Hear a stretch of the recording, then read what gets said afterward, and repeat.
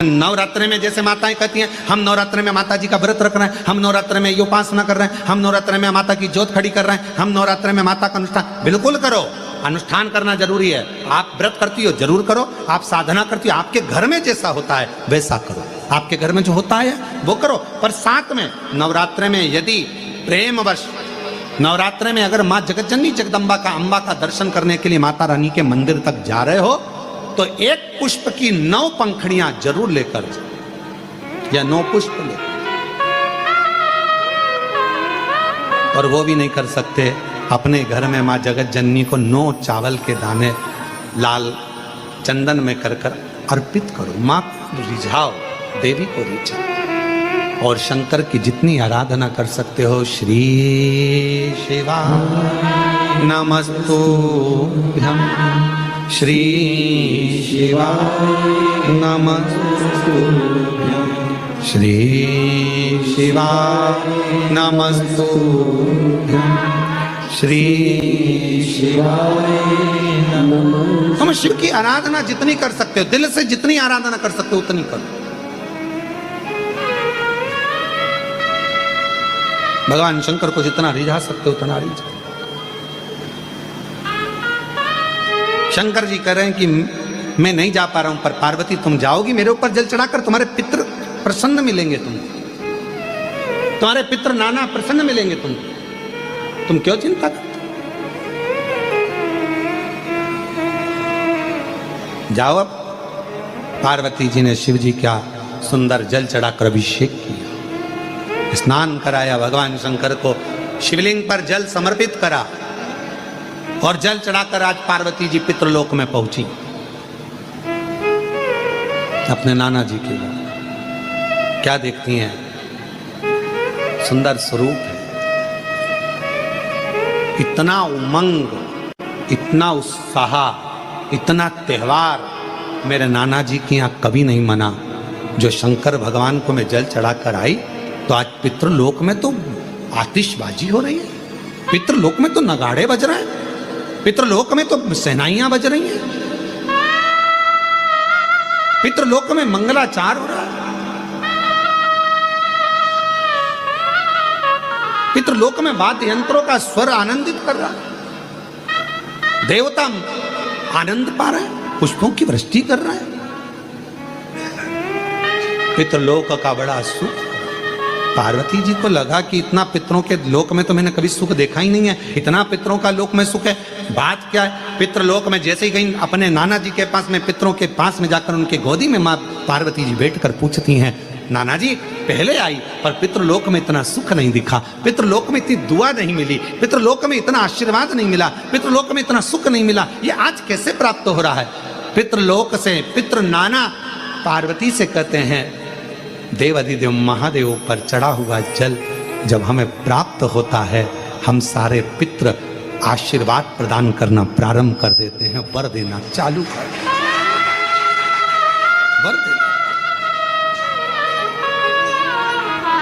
और मेरे भोले तेरा सहारा है, मेरे भोले तेरा सहारा है, मेरी नैया का तू किनारा है, मेरी नैया का तू किनारा है, मेरे बाबा तुझे पुकारा है, मेरे बाबा तुझे पुकारा है, मेरी नैया का तू किनारा है। हम जब शिव जी पर जल चढ़ाते हैं, वो जल 33 कोटि देवताओं को प्राप्त होता है, वो जल सारे गंधर्व अप्सरा पितर सबको प्राप्त होता है, वो जल हमारा कल्याण कर देता है। तुम खुद अंदाजा लगाइए, आज से पहले जरा अंदाजा लगा कर देखना, जिसको पत्रिका दिखाते थे वो कहता था पितृदोष है, जिसको अपना हाथ दिखाओ काल सर्प दोष है, जिस दिन से आपने भगवान शंकर को जल चढ़ाना प्रारंभ कर दिया, 1 साल 2 साल 6 महीना 8 महीना 5 महीना शिव जी को जब से जल चढ़ाना प्रारंभ करा, तब से आपको खुद महसूस हुआ होगा कि अब मेरे ऊपर पितृ दोष नहीं, काल सर्प दोष नहीं, क्योंकि मेरे शंकर भगवान ने सारे दोष मिटाकर मेरा कल्याण कर दिया है। मेरे को कृतार्थ। भगवान को रिझाने का तरीका देखते। अब कई लोग कहते हैं ये गुड़ से क्या होता है, ये मूंग से क्या होता है, ये धने से क्या होता है, चावल से क्या होता है, बेलपत्र से क्या होता है। अरे भाई, समर्पित करोगे, पाओगे तो जानोगे ना। और हमने पहले भी कहा, आज फिर कह रहे, शिव मंदिर में चढ़ी हुई बेलपत्र आप अगर उठाकर ला रहे हो, निर्माल्य उठाकर ला रहे हो, तो शंकर भगवान से बेलपत्र लाते समय आपको उठाने से पहले शिव जी के सामने हाथ जोड़कर, हाथ पसार कर कहना पड़ेगा, बाबा मुझे ये रोग है, इस रोग के लिए मुझे औषधि के रूप में आप बेलपत्र दे दीजिए। हम ये नहीं जानते, क्योंकि शिव महापुराण में लिखा है कि नर्मदेश्वर महादेव पर चढ़ा हुआ सामग्री निर्माल्य प्रसाद पा सकते हो, बाकी के शिवलिंग पर चढ़ा हुआ का भाग तो जो वैरागी होते हैं, त्यागी होते हैं, संत होते हैं, साधु होते हैं, उनके लिए होता है। पर यदि हम नर्मदेश्वर महादेव नहीं भी है और हमको रोग है, तकलीफ है, कष्ट है, तो जो बेलपत्र हम शंकर जी से मांग कर ला रहे हैं, उनसे कहकर लाओ हमें औषधि दे दीजिए। तो वो औषधि के रूप में हम लेकर आएंगे, तो वो हम खाएंगे तो हमारे शरीर को वो लगेगी। हम ये नहीं कह रहे कि आप इसी का लेकर आओ या नर्मदेश्वर को ढूंढो फिर उसका शिवलिंग लेकर आओ। कहां ढूंढोगे? आप तो औषधि मांग कर लाइए, आप उससे औषधि के रूप में मांगे। शंभो शरणे पड़ी मांगू घड़ी रे घड़ी, दुख काटो दया करी दर्शन आपो। देव ऋषि नारद ने पार्वती जी को देखा, जिनका भाग्य में बताकर आया था, जो पार्वती के पिता को मैं कहकर आया था, ये पार्वती को जो पति मिलेगा वो नग्न वेशधारी, भस्मी रमाने वाला, जटाजूट बांधने वाला, एकांत का वास करने वाला, ऐसा पति मिलेगा। तो देवऋषि नारद से कहा हम इसका विवाह नहीं करेंगे, हम इसको घर में रखेंगे। तब नारद जी ने कहा बेटी के भाग्य में सुख लिखा होगा तो सुख मिलेगा और दुख लिखा होगा तो दुख मिलेगा। तुम करोड़ों का वैभव देखकर भी दे दोगे, किस्मत में लिखा होगा तो ही तो भोग पाएगी ना, किस्मत में नहीं होगा तो भोगेगी क्या। ऐसा नीला कलर का पुष्प होता है, देखो छोटा है थोड़ा हमारे हाथ में, ये फूल का बेटा है, ठीक है, पूरा फूल नहीं है, ठीक है, फूल का बेटा है, ये छोटा सा। अच्छा दिख रहा है? काय आस्था वालों दिखाओ तो सही, दिखाओ जरा बाजू में, और थोड़ा सा पास कर दो तो सबको नजर आ जाएगा, ठीक गया। शंख पुष्प, अपारिजात भी बोला जाता है इसको, ठीक है। हर हर विराजो विराजो। तो एक पुष्प अपन कहते हैं हमारे भगवान देवादिदेव महादेव को, भगवान शंकर को बड़ा प्रिय है ये पुष्प। अब किसी से पूछा जाए, आप कह रहे हो कि शंकर भगवान को ये नीला फूल, ये शंख पुष्पी भगवान शिव को इतनी प्रिय क्यों है, भगवान शंकर को इतनी प्रियता क्यों है, कोई से पूछे तो वो बताए चाहे ना बताए, पर शिव महापुराण का संवाद कर, कंठ में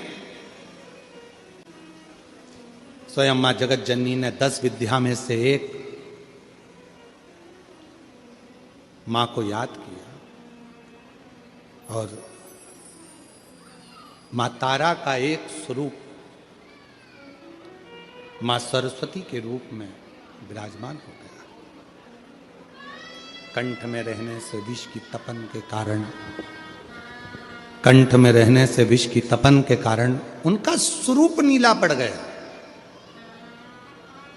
और जब उनका स्वरूप नीला पड़ गया तो भगवान देवादिदेव महादेव ने कहा, सुनो पार्वती, संसार के लोग, भूमंडल में रहने वाला यदि कोई भी मानव जिसकी विवेकता, बुद्धि, विचार, सोच, ज्ञान थोड़ा सा भी अगर उसमें कम है, तो वो नील सरस्वती का यदि आवाहन करे, माँ नील सरस्वती स्तोत्र का पाठ करे, माँ नील सरस्वती की स्मरण करे, तो उसकी विवेक, उसकी बुद्धि तीव्र होती है, श्रेष्ठ होती है। और सुनो पार्वती, यदि मान लो कोई मान नील सरस्वती का स्तोत्र का पाठ नहीं कर पाए, आराधना नहीं कर पाए, साधना नहीं कर पाए, स्मरण ना कर पाए, अगर कोई बच्चा एक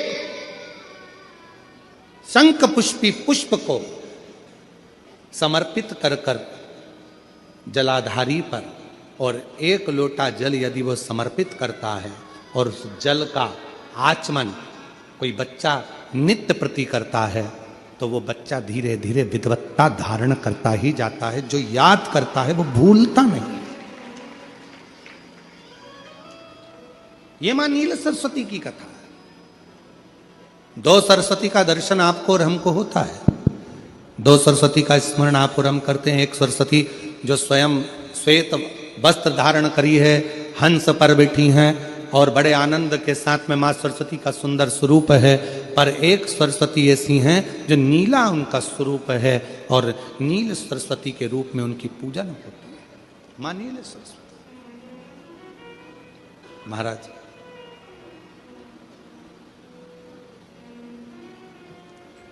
जैसे कोई कोई बच्चे ऐसे होते हैं कि जन्म लेने के बाद में उनकी राल टपकती रहती है, विद्वान नहीं हो पाते, पलंग पर पड़े रहते हैं, पांव हाथ काम नहीं करते हैं और डॉक्टरों का इलाज चलता रहता है पर वो रिटर्न नहीं आ रहा है। ये इनको बढ़ाओ ना। बच्चों की मुख से राल टपकती रहती है, विद्वत्ता नहीं रहती, माइंड थोड़ा सा कमजोर होता है और शरीर भी उनका थोड़ा शिथिल रहता है। शरीर तो कई लोग कह देते हैं कि ये बच्चा थोड़ा जल्दी जन्म ले लिया इसलिए ऐसा हो गया, प्रीमेच्योर हो गया, ऐसा हो गया, वैसा हो गया। दवाइयाँ भी चलती हैं, इलाज भी चलता है, पर उसका कोई लाभ नहीं मिल पाता और वो बच्चा पलंग पर पड़ा रहता है, राल टपकती रहती है, बुद्धि काम नहीं करती। छोटे छोटे भले वो 20 साल का हो गया पर 8-10 साल के बच्चों जैसी उसमें विवेकता होती है, बुद्धि होती है। मेरा निवेदन है उन माताओं से, थोड़ी मेहनत आपको करना पड़ेगी उस बच्चे के लिए। अष्टमी, नवमी और चतुर्दशी 3 तिथियां पकड़ कर रखना। कौन कौन सी? जम के बोलो। अष्टमी, नवमी, चतुर्दशी। ये 3 तिथियां ऐसी हैं, चतुर्दशी अमावस्या की भी और चतुर्दशी पूर्णिमा की। अष्टमी नवमी अमावस्या की भी और अष्टमी नवमी पूर्णिमा की। ये वो तिथियां हैं जिन तिथियों में मां नील सरस्वती का स्तोत्र का पाठ कर कर एक शंख पुष्पी पुष्प, एक अपारिजात का पुष्प जलाधारी पर रखकर 7 बार अगर जल का पात्र से जल चढ़ाया जाए और उसी जल को कटोरी में झेल लिया जाए, उस जल को 3 दिन तक लगातार यदि सुबह दोपहर शाम रोज उस बच्चे को देना चालू करिए, उसके हाथ पैर भी काम करना प्रारंभ करेंगे, उसकी बुद्धि भी काम करना प्रारंभ करेगी। जो वो पलंग पर पड़े पड़े राल टपकाता रहता है, उसको लोग कहते हैं कि 18 साल का हो गया और दिमाग केवल 10 साल का है, 5 साल का है, उसमें धीरे धीरे बुद्धि प्रबल होना प्रारंभ हो जाएगी और वो भी एक दिन कार्य करना प्रारंभ कर देगा।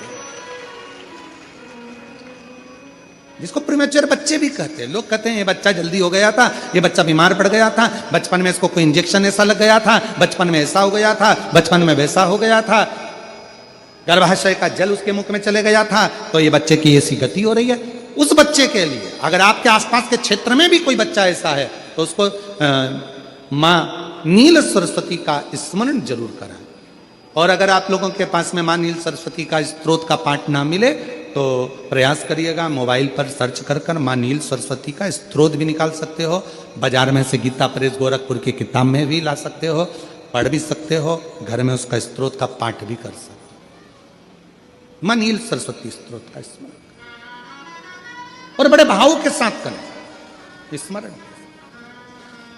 और कोई कोई माताएं कर देती हैं, कोई बच्चा कर देता है, मम्मी मुझे याद नहीं होता, याद करता हूं परीक्षा हॉल में जाकर भूल जाता हूं, मैं कुछ पढ़ता हूं बाद में जाके भूल जाता हूं, स्मरण में नहीं रहता। तो उनसे भी निवेदन है, आप माँ नील पाठ नहीं पढ़ सकते, स्तोत्र नहीं कर सकते, संस्कृत में नहीं पढ़ सकते, तो माँ नील सरस्वती के नाम से अष्टमी, नवमी और चतुर्दशी के दिन एक शंख पुष्पी पुष्प को, नीला कलर का जो फूल होता है बेल में लगा होता है, जो शिव जी को अति प्रिय होता है, उस पुष्प को आप जलाधारी पर रख दीजिए। जलाधारी जानते हो ना सब लोग, शिवलिंग पर नहीं, जलाधारी पर रख दीजिए और जल चढ़ाना 7 बार प्रारंभ करिए। बाबा देव अधिदेव महादेव आपको याददाश्ता में प्रवर करेगा। परीक्षा हॉल में जितना तुम याद कर कर गए हो, अच्छी मेहनत कर कर गए हो, तो भूलोगे नहीं, तुम्हारी बुद्धि तीव्र होती चली जाएगी, प्रबल होती चली।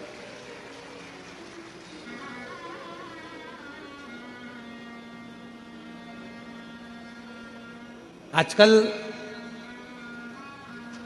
आयुर्वेद में आप लोग अगर आयुर्वेदिक दवाइयाँ लेते होंगे, आयुर्वेद वालों के पास यदि जाते होंगे, तो वो भी अगर बच्चा पढ़ने में कमज़ोर है, बुद्धि से कमज़ोर है, तो उसको शंख पुष्पी की चाय पीने का भी कहते हैं। बाजार में आती होगी शायद, भैया कह रहे हैं कि बाजार में वो चाय भी मिलती है, नीली चाय। महाराज याददाश्ता के लिए, उसको प्रबर करने के लिए शिव कथा कर रही। कौन सी सरस्वती? जम के बोलो, जम के जरा, पूरा तो नाम बोलो, माँ नील सरस्वती। तुमने डायरेक्ट कह दिया नील सरस्वती। माँ कौन लगाएगा? माँ है ना अपने, तो उसका संबोधन पूरा होना चाहिए। कौन सी सरस्वती?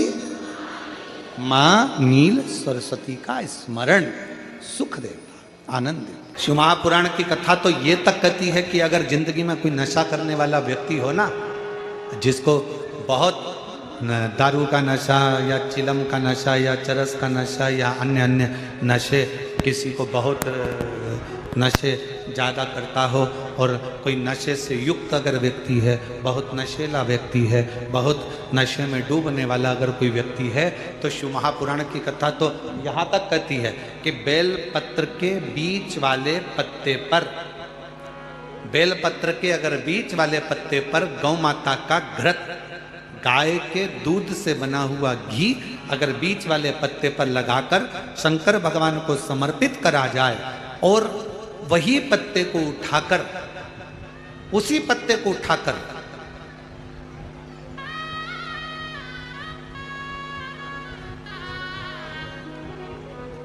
भगवान शिव जी का प्रतिवशिश्वर नाम लेकर, अगर वही पत्ता उठाकर कोई बहुत नशे में धुत अगर व्यक्ति रहता है, और उस व्यक्ति को प्रत्येक सोमवार को एक पत्ता गाय के घी का बीच वाली पत्ती पर लगाकर शिव को चढ़ाकर प्रतिवशिश्वर नाम भगवान का धारण कराकर उस पत्ते को वापस लाकर नशा करने वाले व्यक्ति को अगर ज़्यादा से ज़्यादा 11 सोमवार भी अगर वो पत्ता खिला दिया, तो वो धीरे धीरे नशे से दूर होता चले जाता और उसका नशा छूटते चले जाता। कतई विशेष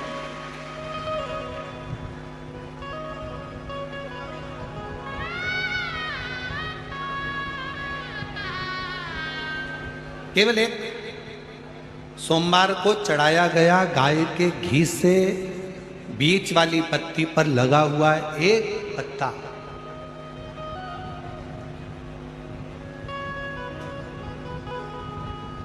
शिव जी का एक नाम है कृतिवासा। क्या नाम है? जम के बोलो जरा, कृतिवासा। सब बोलो जरा आवाज लगाकर। आवाज नहीं आई, जरा और दम के बोलो। कृतिवासा। फिर से बोलो, कृतिवासा।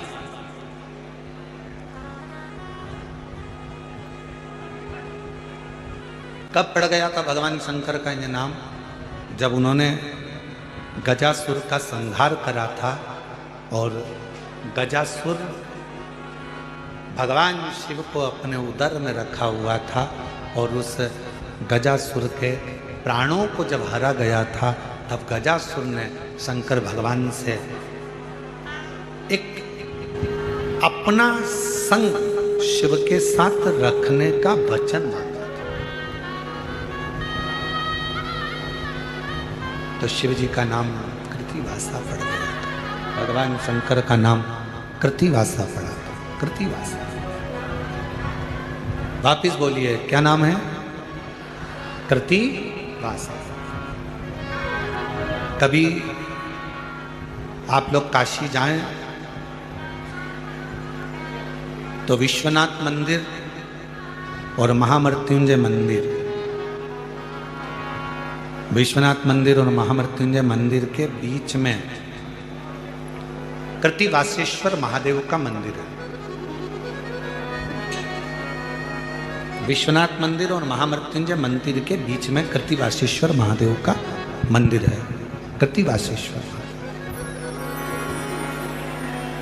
और हमारा निवेदन है, विश्वनाथ जी का जल, गंगा जी का जो भलकर विश्वनाथ जी को चढ़ाते हो, और वो जल जहां बहकर आता है उसका थोड़ा सा भाग कोई ब्राह्मण देवता से कहकर विश्वनाथ जी का जल थोड़ा सा ले लीजिए और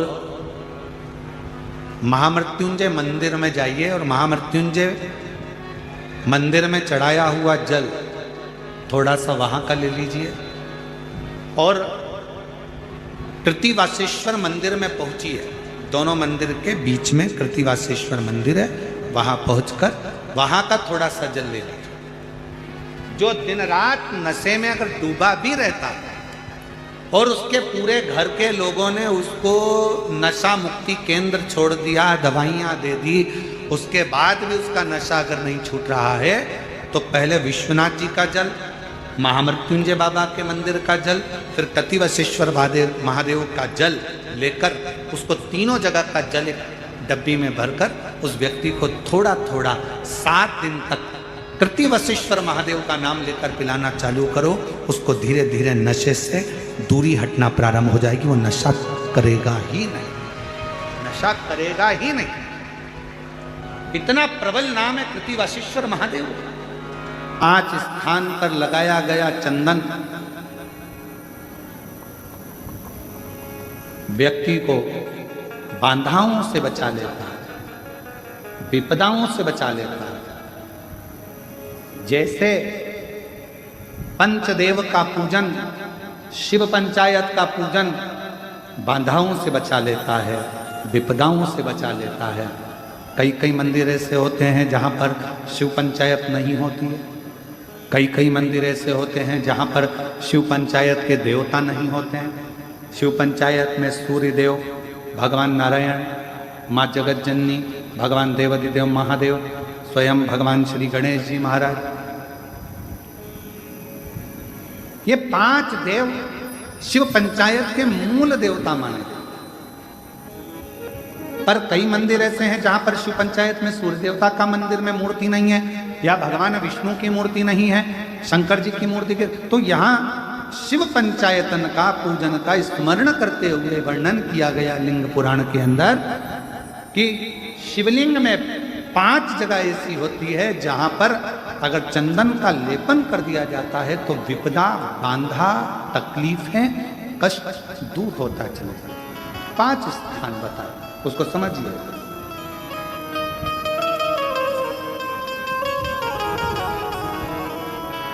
जैसे इसको देखो, ठीक है,